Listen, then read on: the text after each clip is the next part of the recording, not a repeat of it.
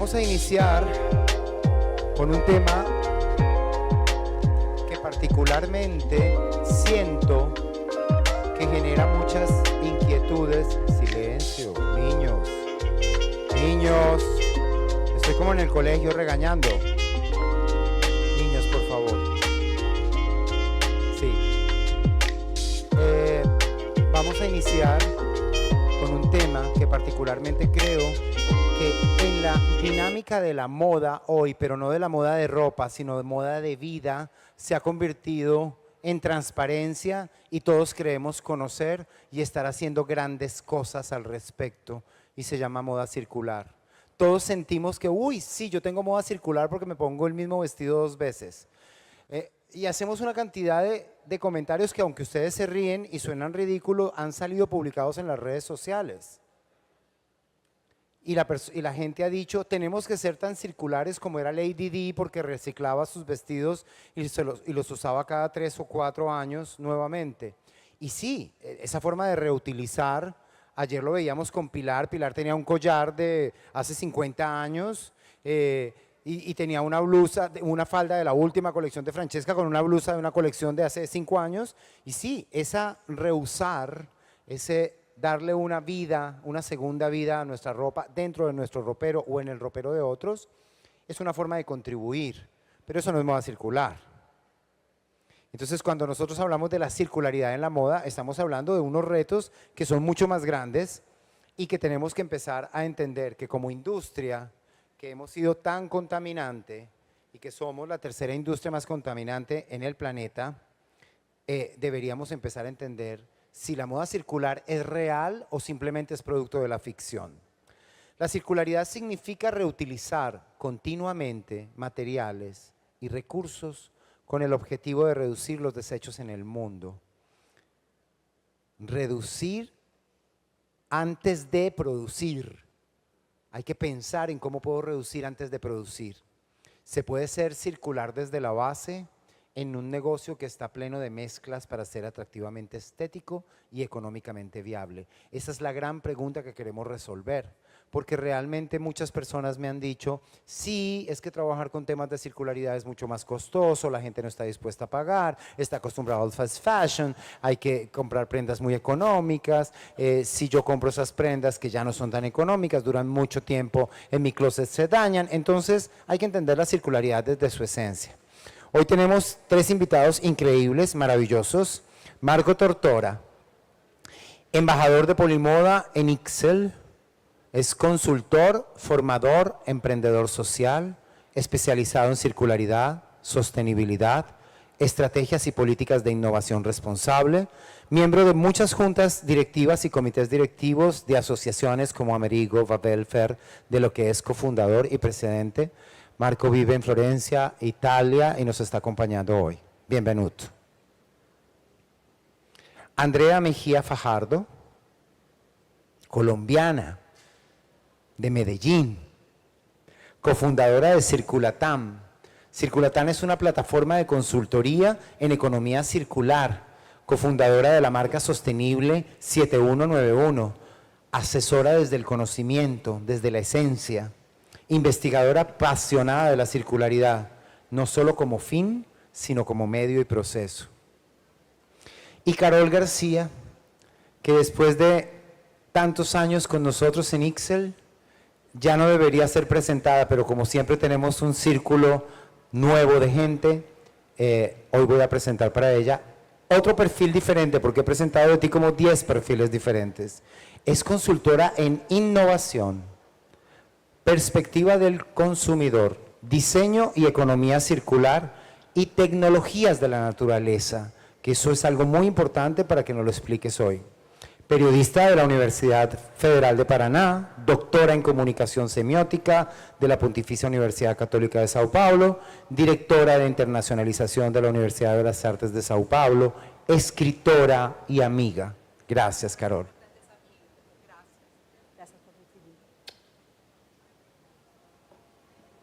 Buenas tardes, Barranquilla. Gracias por recibirnos hoy.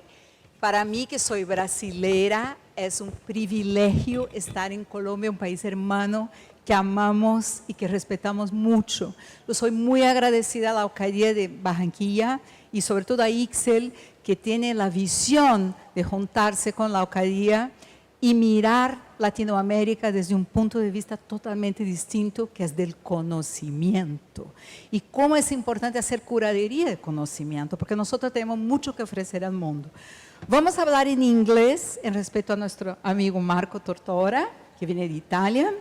Pero antes que empecemos en inglés, quería decírselo que la otra razón es que aprendí español en la revista de fútbol de mis hermanos y lo hablo súper mal. Así que para disfrazar, vamos a hacer en inglés. Entonces les pido una disculpa, vamos a proseguir y tenemos a Alejandra, nuestra traductora, que les va a apoyar a quien quiera y que le agradezco por adelantado, Alejandra, que estés con nosotros hoy. Entonces, para empezar, now we're switching to English. My English is also awful, but hopefully you can understand as well. But I would like to thank everyone for being here with us today. And I have two amazing persons, more than researchers. They're actually doing that from the heart. And Danilo was mentioning that I work with the technologies of nature. I do that, and all of you do that. When I was young, I had two older brothers, and I used to get clothes from them. My mother did pass the clothes on. So I was trying to maintain it in a certain circle of life. This is the circle of life that we are discussing today. How life can be maintained by reusing, recycling, and above all, by rethinking our everyday actions. This can be done in two different directions. One is thinking about the biological cycles of life. Carla Fernandez, who is an amazing Mexican designer, has a manifesto or writings about it. And she says that we should, being original is to go back to your origins. So what were our origins? How did our ancestors work with everyday life? We have to go back and think about it. And I'm not only talking about native peoples, who are also very important, but about our own families. How did your grandmother deal with everyday food? What did she do with the rest of the, well, supper from last night and today's morning breakfast? So this is about reusing and recycling. Everybody does that. The thing is that we don't do it consciously most of the time, and companies should do it in a larger scale, planning it as a business. This is what we are discussing today. Because actually thinking about circular economy can be very poetical, but doing it in an everyday basis and thinking about labor conditions, climate change, financial possibilities in countries that are like Colombia is, I understand that, and correct me if I'm wrong, and Brazil is also like that, most Latin American countries, we have family business. Businesses that have 2 or 3 family members working on. How can you be circular and put into your business practices when you are in 3 thinking about what to eat tonight for supper and picking the kids at school? So we have multiple chores to do every day. It's not very easy. So how to think about that? This is one thing. We're going to discuss innovation, regulation, because also you have to plan as a territory, as a country, as a certain area, as a city, how to work with these conditions and regulate it, and besides, how to foresee the next actions through education. It is very important, not only for us as students and teachers, I'm talking to my fellow teachers, to discuss it, how we do it on an everyday basis at the universities and schools, but also how we do it with our clients as business people. How do we explain to them the importance of thinking about the biological cycles of life and also about how technology can give inputs that are important to actually maintain certain changes that we need to face. So this is our discussion, and I'm going to start asking Marco to go on, and I promise to shut up from now on and pass on the words to Marco, and explain how Italy did that. Because Italy faced, and Europe have faced regulations, there are new regulations that are going to affect us all, And Marco is going to explain to us how a small, because Italy, although being so important in mankind's history, is also a small territory. Like us, they have small companies, small business, 3.5 million, right, Marco? And Marco is going to tell us what they're facing, and then Andrea is going to translate how to do it in our own land. So Marco, please go on. Okay. Hi everyone. It's a honor, pleasure to be here. And if you don't mind, I'd like to start thanking Gloria and Danilo for these great opportunities. Really, again, a pleasure. And I've just learned a lot starting from today. I listened to these very interesting speeches about so many things. Now, my challenge right now is very tough because I'm going to introduce you the European Union, what it's trying to do and the impact on firms. And so let's see. My goal here is not to, let's say, explain what actually is doing. Of course, I'll do that, but let's say just introducing some keywords, just to fix some ideas, and then how can we match that with what's going on right now in Italy and maybe have a conversation of what's going, or can we do later. So the first thing is, okay, sustainability is, let's say, mainstream right now, okay? So here's just some data from different reports from very big consulting firms. So let's say that in the supply chain, in the B2B sector, there is, let's say, the search for more sustainable or sustainability, let's say, initiatives, whatever they are, and the consumers are pushing also in that direction. So let's say from the market and the demand side, there is this kind of forces trying to introduce sustainability. The real question is, why do we have to be sustainable? And well, my point is, I can just start from sharing that, is that if you are really sustainable, you will get a business return, you will get an advantage in terms of higher saving, lower cost, and an increased value. And that's possible even in a very complex, let's say, market or market situation that we have right now. So let's say that on average that 85% is the number of workers, entrepreneurs, managers, business people that think that sustainability is here to stay and it's an opportunity. But this is about Europe. So Europe is, well, when you think about Europe, I don't know what you know actually about the European Union. And when I say Europe, it's just the European Union, 27 members. The European Union doesn't have a constitution, okay? It's not like Colombia. It's a group of 27 members who decided to allocate part of its power to another new entity never seen before in the history of the world, okay? So it's a sort of learning by doing process. And the vision, and this is the vision, is to become a climate neutral area, let's call it by its real name, market, by 2050, okay? And to do that, there are a lot of plans, and one of these is the Green New Deal, and to reduce CO2 emissions by 55% by 2030, okay? So how to get there? So you have this map here. Sorry, I'm not really on the creative side, so I hope you allow this. This is what's going on right now in the European Union. So the goal is, we have a plan, it's called the European Green Deal, and now we have a lot of tools, especially legal acts, that we have pushed, let's say in the last 4 years.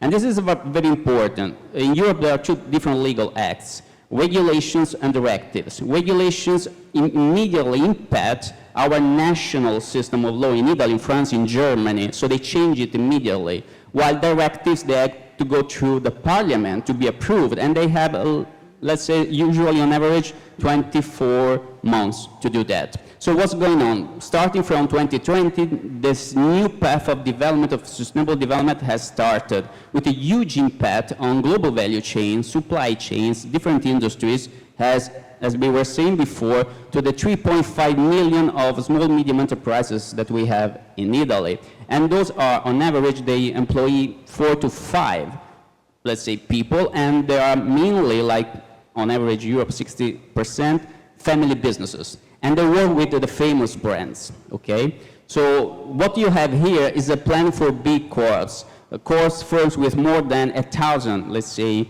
workers, or with multi-million annual turnovers. So why do this have, or what that has to do with small firms? Well, they are the real the area where you can find the savoir-faire, you know how to do the stuff. And so what actually is going to impact big brands will, and it's already impacting the life, the choices of doing business in the supply chain, in the B2B sector, in Europe, but be careful also in your country. Because if you want to do business with Europeans, you have to adapt. If you want just to have an example, switch the industry, go to the, for example, palm oil. If you see and you read the news in the latest weeks, what's going on is that the European Union has forced countries like Indonesia to change the way they do business in order for them to export their products to Europe. That's one of the key partners. So what's happening in Europe will have an impact at the global level, especially because many companies are located in Europe, for example, in Italy, in Tuscany, and around Florence, where I come from, luxury brands.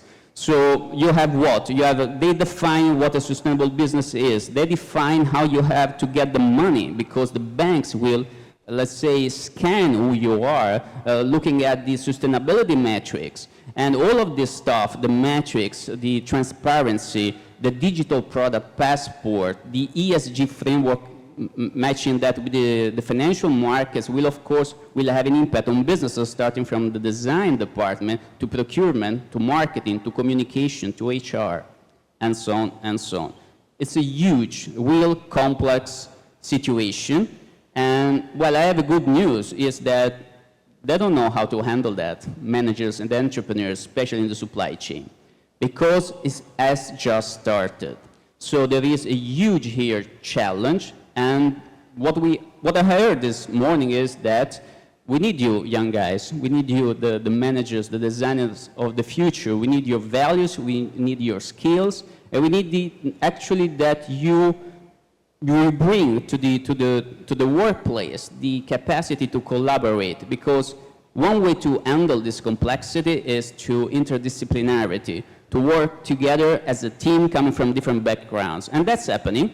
This is something that, if you don't mind, we do, for example, at POLIMODA with the different masters, where we have the master in sustainable fashion business or design, and or, for example, the master in trends forecasting, and or from farm to textiles to fashion. So we try to, let's say, give different perspective angles on what we do at POLIMODA. But what's important is how can we handle this complexity? And this is about the mindset that we try to develop. I, for example, teach circular economy, and also another class is fashion startups. So the approach is, in order to understand the circular economy and to make it the right tool to become more efficient, cost savings, and to create more value, you have to apply in the right way. And the right way is design thinking plus system thinking, meaning to apply the lean startup approach to solve problems and to find scalable solutions, okay? So that's why, for example, POLIMODA is also educational partner of Stylit. That's the most important fashion accelerator we have, say, in Europe, promoted by the Italian government and also by Startup Bootcamp. That's one of the biggest accelerator network accelerators in the world, with more than 80 accelerators worldwide. And we have people from all over the world coming there and discussing how innovation can fix the problems of the fashion industry, especially focusing on fintech and luxury fashion, with brands like the Kering Group, Gucci, Brunello Cucinelli, and many others, and more investors from all over Europe and the world. So let's say that the approach is, again, going back to the original question, is how can these small, medium enterprises actually try to adapt to this real complex without losing their heritage, without losing their skills, what they already know, how to communicate this to young generations so that, again, you will be able to approach this and to manage this complexity. Again, what you have to change is the attitude and the mindset, and then you will be able to apply your skills and creativity and innovative ideas to that world. But first of all, you have to understand how to make your hands dirty. So you have to go to the firm, you have to get into the factory, you have to understand the materials, you have to talk to the chemistry people from that area, you have to talk with engineers, you have to talk with a lot of people, and you have always to be open to learn. to understand, and as someone said this morning, to communicate in the right way, so to move in the same direction. I say that's okay. That's great. We're talking about lifelong learning. So the bad thing that I have to tell you is you're never ever leaving school in your life. So we have to keep learning and adapting. Also, collaboration is the key. We have to understand that the fashion business is among the circular economy processes as other businesses are doing as well. So we have to collaborate with all the creative economy industries, music, audiovisual, and also traditional industries such as agriculture, farming. So you do have in POLIMODA a course that is amazing that was developed by Lia Delcourt and her staff that comes from farm to fashion.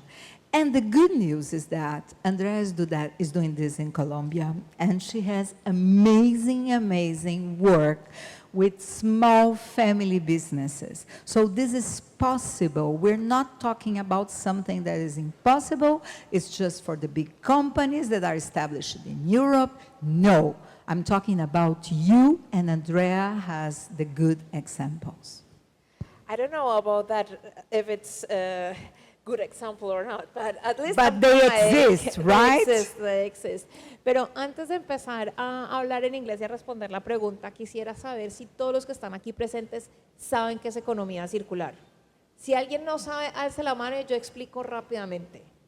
Bueno, por allá han alzado la mano. Gracias por tener el coraje y exprimir lo que muchos quieren decir, pero tienen vergüenza. Entonces, estamos entre amigos. Andrea, por favor. Entonces, voy a explicar muy rápidamente en español qué es economía circular para que puedan seguir mejor la conversación.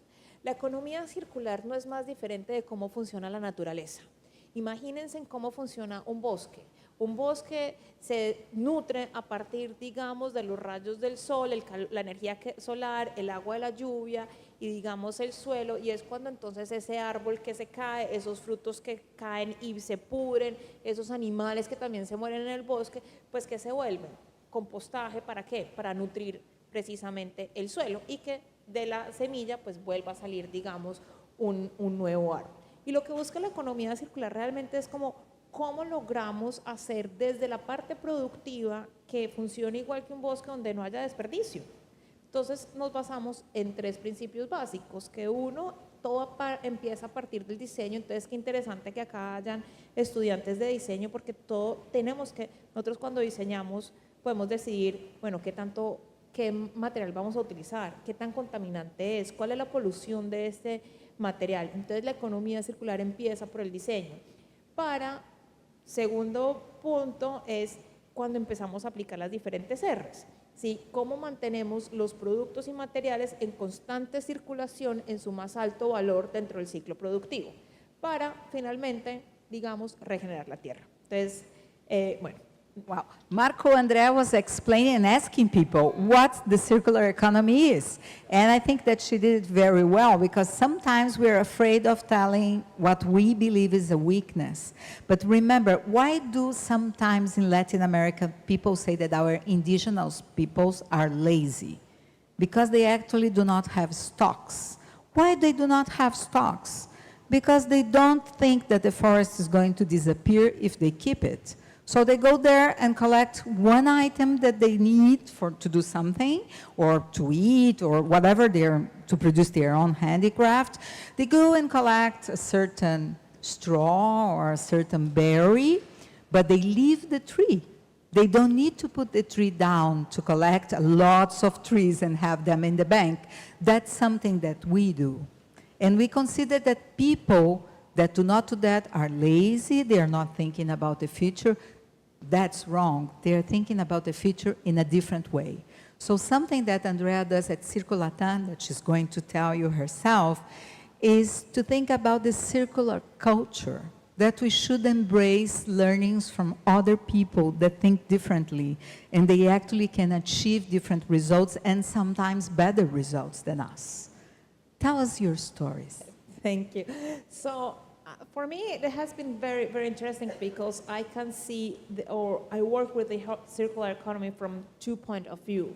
One, from my brand, which is built based on the circular economy, and every piece of our brand is based on eco-design regulation to be able to do textiles to textiles recycling at the end. So we are thinking about the end of life, and we are applying a lot, not 100%, but we try to apply to our brand precisely what you were explaining as the Green Deal regulation for textiles in Europe. So it hasn't been easy. For example, at the beginning, we said like, okay, we want traceable textiles in 100% cotton. Where do we get them? And when we started to look for textiles in Colombia, it was impossible.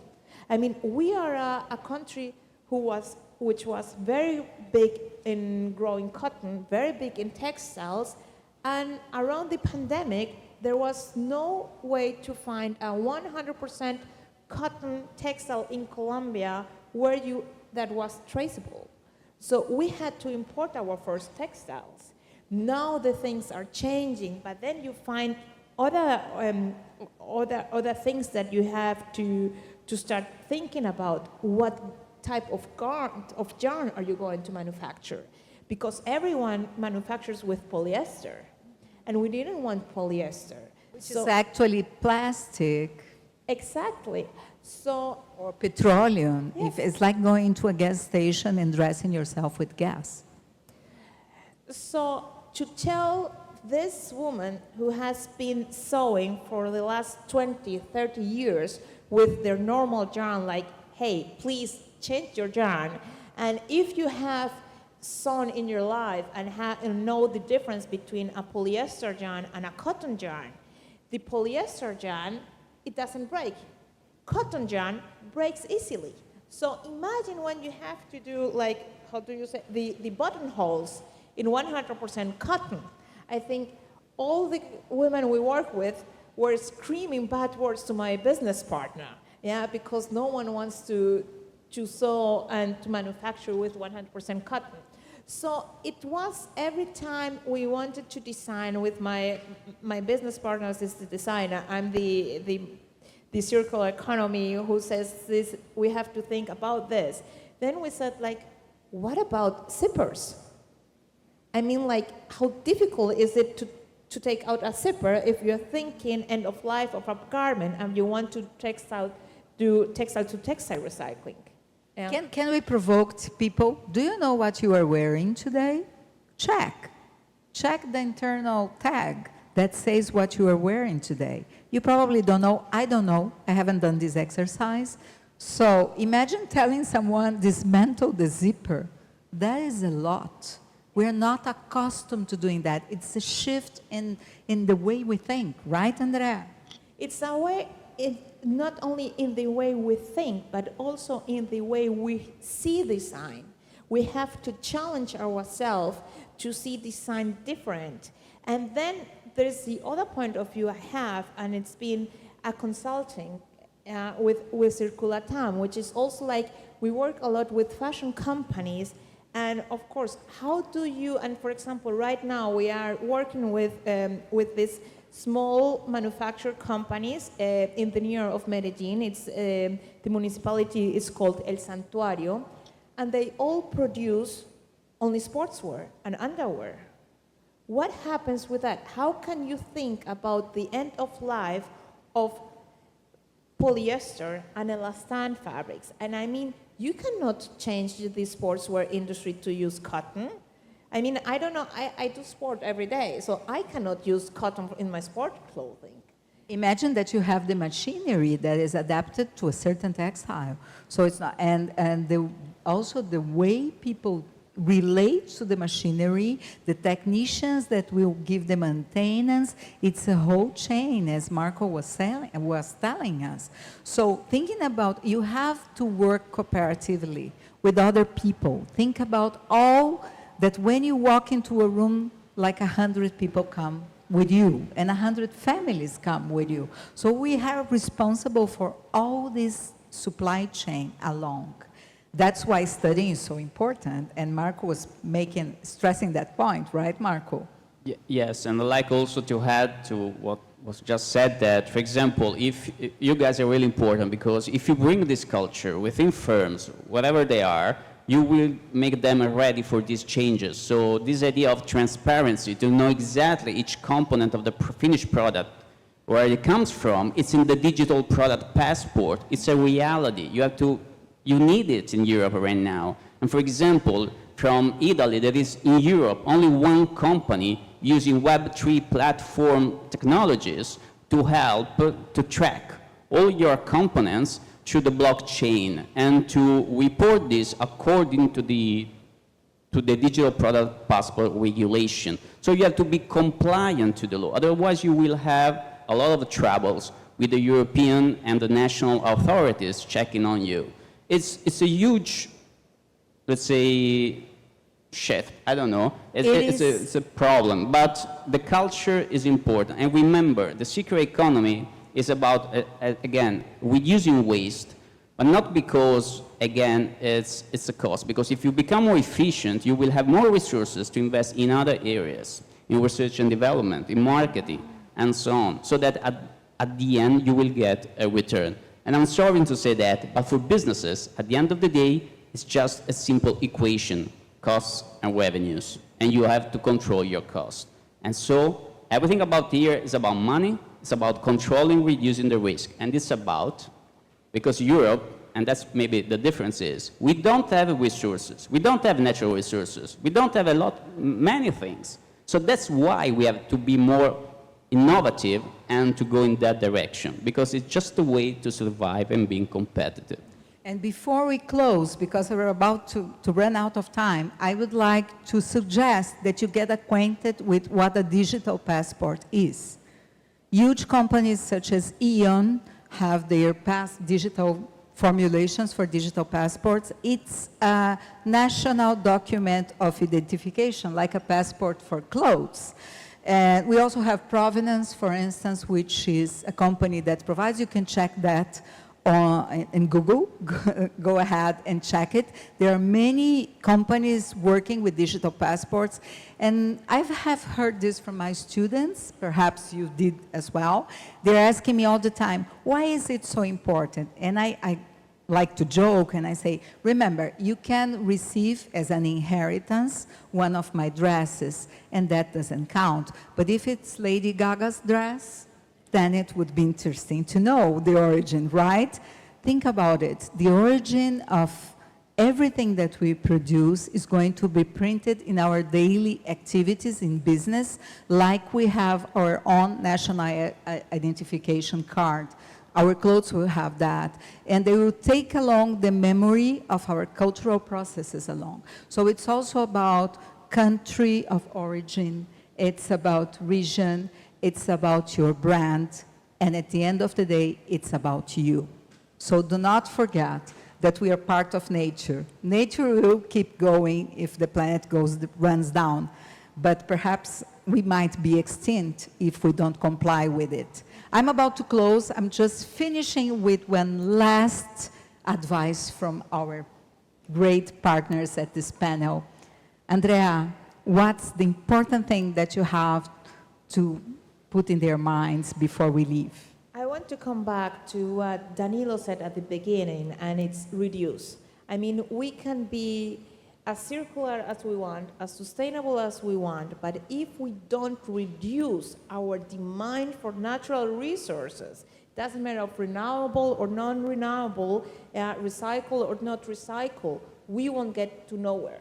We have to start to reduce, to really ask ourselves, do we need it? Why do we need it? Do we need to buy it new? Can we rent it? Can we share it? Yeah, to think back, and it's our grandparents did it already.